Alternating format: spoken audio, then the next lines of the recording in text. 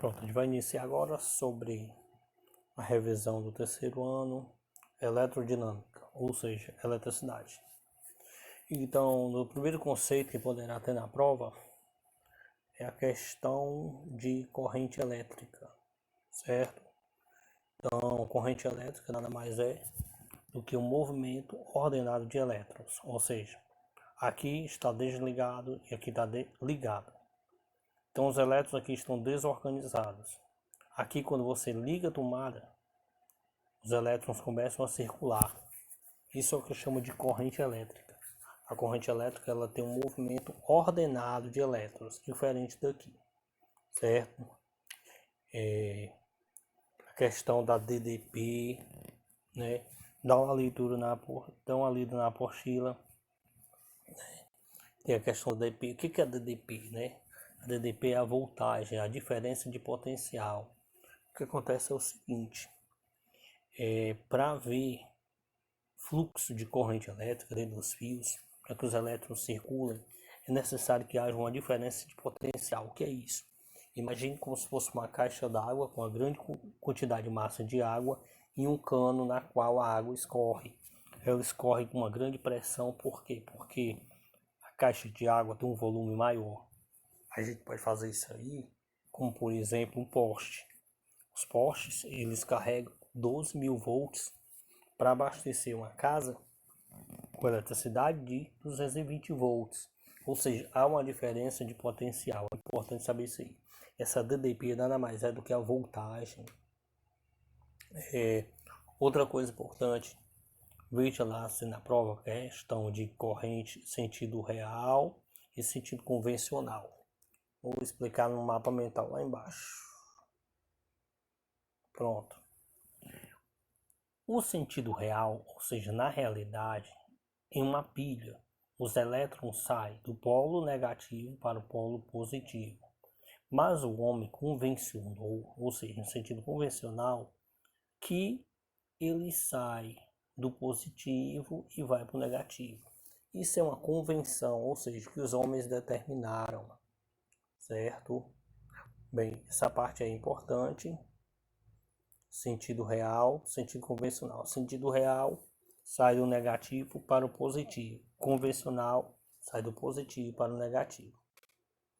Outro ponto importante que vocês devem ver lá é a questão da resistência elétrica. O que é a resistência elétrica? Ela nada mais é do que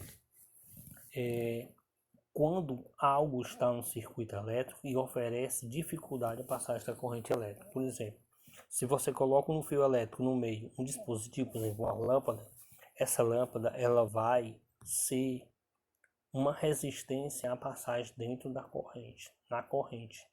Ela vai oferecer resistência. Eu quero que vocês observem uma coisa. Essa fórmula vai ter questão, acho que vai ter duas questões sobre ela. O que tu vai fazer? Simplesmente tu vai pegar a tensão U, ou seja, a voltagem, e vai dividir pela intensidade. Somente isso. Creio eu que sejam duas questões sobre isso. Outra questão também que vocês vejam são geradores elétricos. Nós temos alguns tipos de geradores. Os luminosos. O que são os luminosos? São geradores que usam a luz do sol para gerar energia. Exemplo, as placas fotovoltaicas, as placas que geram energia. Geradores mecânicos são geradores que ao girar transformam em eletricidade. Um exemplo disso é a questão das usinas eólicas, ou seja, aqueles cataventos que geram eletricidade. Geradores químicos, um bom exemplo disso é a bateria. A bateria tem substâncias químicas dentro dela que transforma as reações químicas dentro dela em eletricidade. Nós temos os geradores térmicos, que são as termoelétricas. Outra coisa também importante, que nesses mecânicos vocês dão uma pesquisada sobre as hidrelétricas, dá uma lida, as questões estão contextualizadas, vocês cuidado, certo? ao marcar as opções. Lá vai ter veja sobre os impactos ambientais que as hidrelétricas podem causar. Não há lida sobre isso, ok? Ver se tem mais alguma coisa.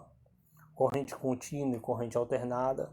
A corrente contínua é aquela que só tem um caminho, um sentido. Aqui, ó, as baterias. Corrente contínua.